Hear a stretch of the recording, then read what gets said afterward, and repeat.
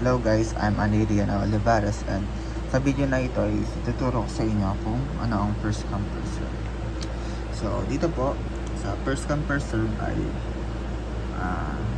given na po na sa pangalan pa lang is kailangan nating unahin kung sino yung mga unang magpa-process and kailangan po nilang matapos.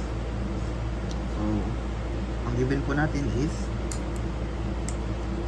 P1 na merong arrival time na 2 and burst time na 3. P2 na may arrival time na 4 and burst time na 8. P3 na merong arrival time na 7 and burst time na 3. And P4 na may arrival time 0 and burst time na 6.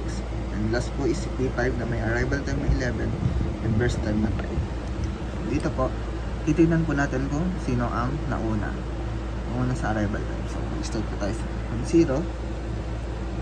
And since mayroon pong nauna sa 0, which is si P4, lalagay lang po natin dito sa P4. And titignan natin kung hanggang saan siya nag-process. And natapos po siya sa 6. Natin 6. So, eliminate natin si P4. And then sa burst time niya na hanggang 6 and ayun, merong pumasok na sa between the process which is si 2, si P1 and si P2. Since sila is nag-arrive sa nag-arrive si P1 sa 2 and nag-arrive si P2 sa 4. So dito po is titignan natin kung sino ang nauna. Ang nauna dito is si P1. So, ilalagay natin si P1. Si P1 is my burst time na 3. So, 6 plus 3 is equals to 9. So, dahil tapos na si P1, eliminate na natin siya. Next naman po is titignan natin kung may pumasok between the process. So, pumasok din po si P3. So, lalagay natin dito. So, by the way po, ito pong itong mga process na to, ay naghahantay po sila sa ating random access memory. So, dito po is, tinitingnan po kung sino ang mga naunang pumasok at kung sino ang isusunod na ipaprocess. So, dito po, ang nauna po is si P2. So, lalagay lang natin si P2. So, si P2 is my burst time na 8. So, 9 plus 8 is equals to 17. So, emit na si P2.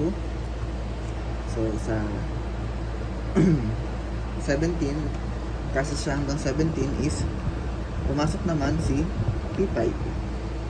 Meron tayong P3 and P5.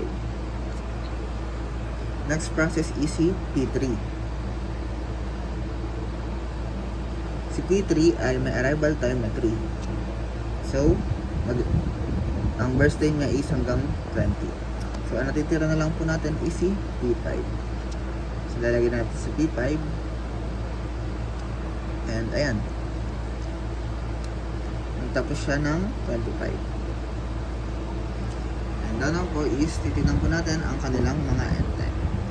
So, si P1, ang end time niya is 9.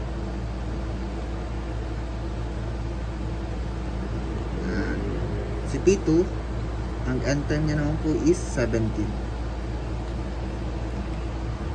Si P3, ang end time niya is 20. Si P4, ang end time niya naman is 6. And ang huli po is P5 is nag-end time ng 25.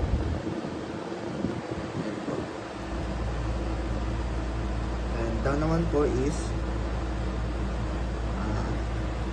titignan natin ang kanilang turn around time.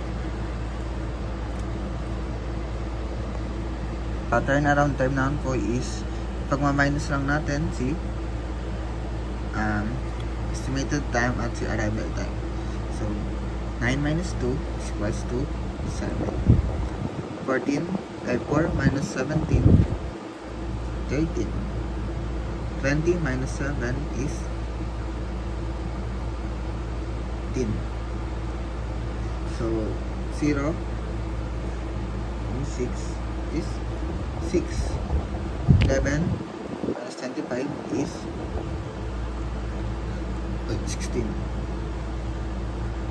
And next naman po is ang waiting time. Waiting time naman po is turnaround time minus burst time. So, ito po is 4. Ito naman po is 5. Next is 10. Ito naman po is 0. Ito is 11. And po ang answer. Next naman po natin gagawin is hanapin natin kung ano ang average turnaround time. So, ito po is sum up lang po natin. So, ang equivalent po nito is 45. So, divide lang po natin siya sa 5. Since 5 po yung ating process, so equivalent po nito is 9. Ayan po ang average turnaround time. 9. Next is average waiting time. So, ang ating average waiting time is sum up lang po ulit natin kung ano ang waiting time natin dito. So, equivalent po nito is 30. So, i-divide lang po ulit natin siya kung ilang process. 5. Equivalent po nito is 6. So, ang average waiting time po natin is 6. Yan lang po ang ating first come, first serve.